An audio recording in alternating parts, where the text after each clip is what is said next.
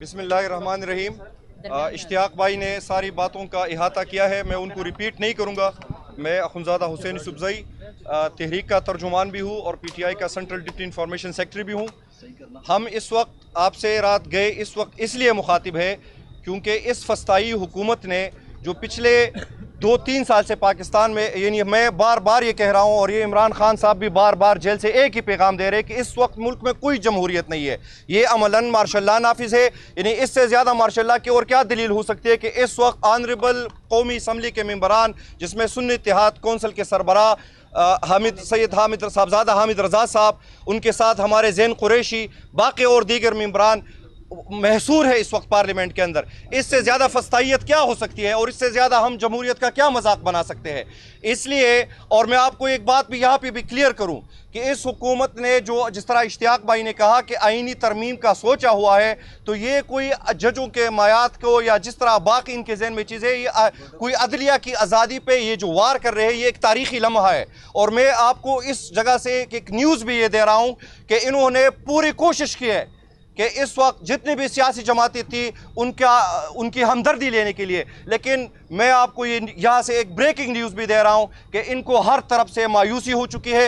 हर सियासी जमात ने जो पाकिस्तान में आइन और कानून की बालादस्ती पे यकीन रखते हैं, जमहूर की बालादस्ती पे यकीन रखते हैं, उन्होंने उस पस्ताई हुकूमत को जवाब दिया है कि आपकी हर जो है तरमीम का हम मुकाबला करेंगे। हम इस जंग में जो है ना जमहूर के साथ खड़े हैं, अवाम की हकमियत के साथ खड़े। 75 साल से पाकिस्तान में अवाम को हक़ हुक्मरानी नहीं दी गई। हमारे चेयरमैन जो जेल के अंदर है वो पाकिस्तान की अवाम के हक़ हुक्मरानी के लिए इस वक्त है। वो सिर्फ इस वक्त है कि ये लड़ाई सिर्फ पाकिस्तान तहरीक इंसाफ और इन लोगों के बीच नहीं है, बल्कि ये लड़ाई पाकिस्तान में जमहूरी और गैर जमहूरी लोगों के बीच है। जमहूरी और गैर जमहूरी क़ुव्वतों के उनके बीच ये लड़ाई है।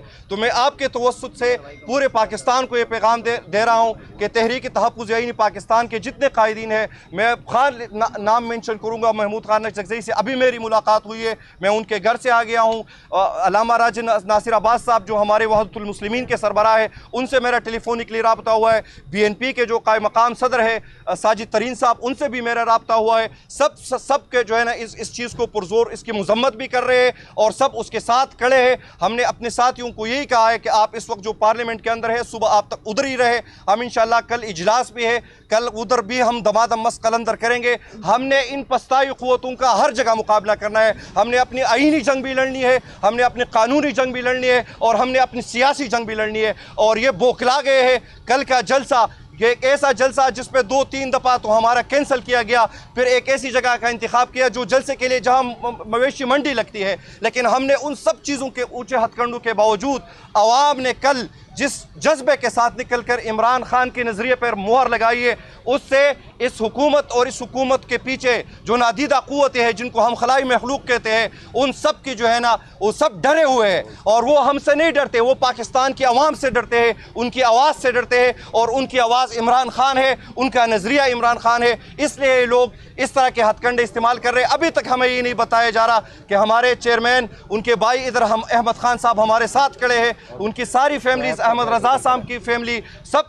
बाकी सबकी फैमिलीज जो है ना वो परेशान है, हमसे बार बार राब्ता कर रहे हैं। हमें ये तक नहीं बताया जा रहा कि हमारे चेयरमैन इस वक्त है कहाँ पे, किस थाने पे उसको रखा गया। ये सारी लीगल टीम आपके साथ मौजूद है, यहाँ खड़ी है। हम हाई कोर्ट भी जाएंगे, अभी हम हर अदालत का दरवाज़ा भी खटखटाएंगे। लेकिन हमने कल अवाम का दरवाज़ा खटखटाया था और अवाम हमारे साथ निकली थी। मैं पाकिस्तान के अवाम को यहाँ से मुखातिब कर रहा हूँ कि ये जंग हम आपके लिए लड़ रहे, पाकिस्तान के लिए लड़ रहे। पाकिस्तान में जमहूर और आइन की बालादस्ती और आपकी हकमियत के जो आपको कभी नहीं, और इनको ये शर्म भी आनी चाहिए कि पाकिस्तान जो इस वक्त बहरानों में गिरा हुआ है, यानी बलूचिस्तान की सदाएं आपको सुनाई नहीं दे रही, जिसकी वजह से अख्तर मेंगल साहब मायूस होकर इस्तीफा देकर दुबई चले गए हैं। और इत्तलात ये है कि उन्होंने सारे बलोचों को दुबई बुलाया हुआ है, वहाँ पे एक इजलास हो रहे। महारंग बलोच अपनी तहरीक चला रही है, पश्तूनख्वा के अंदर मंजूर पश्तीन तहरीक चला रहा है, और सब ऐसी आवाज़ें आ रही है जो बहुत ही ज़्यादा फेडरेशन के लिए। लेकिन अगर इस पूरे सिनेरियो में कोई वहदत वहदत की पहचान है, तो आपने उसको कैदी नंबर 804 का नाम देकर